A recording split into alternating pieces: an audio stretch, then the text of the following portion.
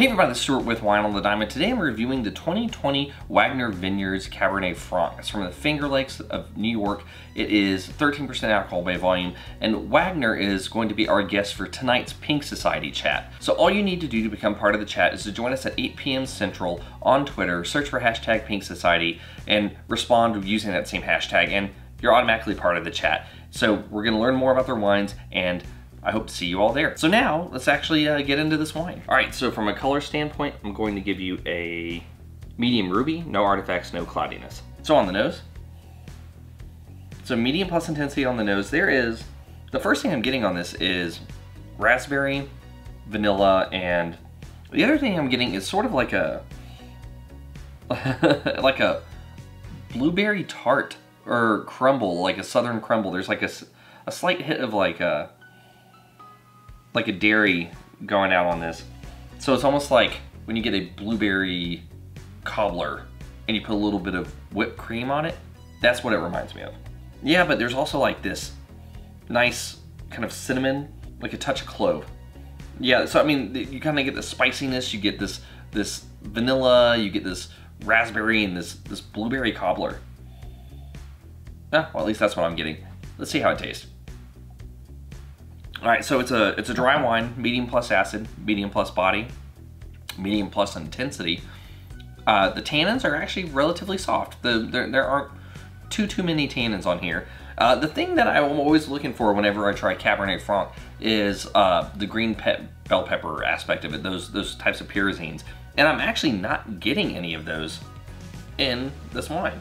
And then I let it open up a little bit and I take another sip and I get a very slight note of that. So I eat my words, or in this case I drink my words, because it is there, but it's extremely subtle. So in terms of all those flavors, that raspberry, the vanilla, those spices, those are all present. The blueberry cobbler that I was talking about, it's also present, but if it was presented to me in this manner, it would be the world's most savory blueberry cobbler. The other thing I want to say about this wine is that it has a noticeable amount of saline to it. Like, the saltiness of this wine is definitely something that you're going to pick up on the palate. It doesn't distract from any of the qualities of the wine. It's just, I mean, you don't smell it on the nose, but when you taste it, especially after you move it around and you kind of let it go into the mid palate, that's when you really start to notice that the salt is there. So how does it rate? We don't know until we get to the blick. From a balance standpoint, full point, no complaints. Length, medium finish, half a point. Intensity, medium plus on the nose and on the palate, so 0.75. And in terms of complexity, I'm gonna go ahead and I'll give you 2/3 of a point, just because there's not a tertiary note that's present.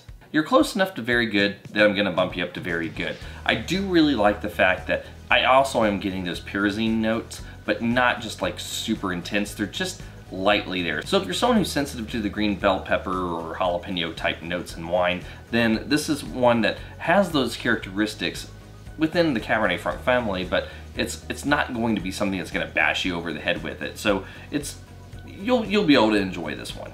Anyway, this has been Stuart with Wine on the Dime. If you like today's review, please like, subscribe, and comment. Have you had the 2020 Wagner Vineyards Cabernet Franc? I'd be interested to know if you have. Leave a comment below. And don't forget to join us for tonight's Pink Society chat on Twitter at 8 p.m. Central. Just search hashtag Pink Society, and I'll see you all there.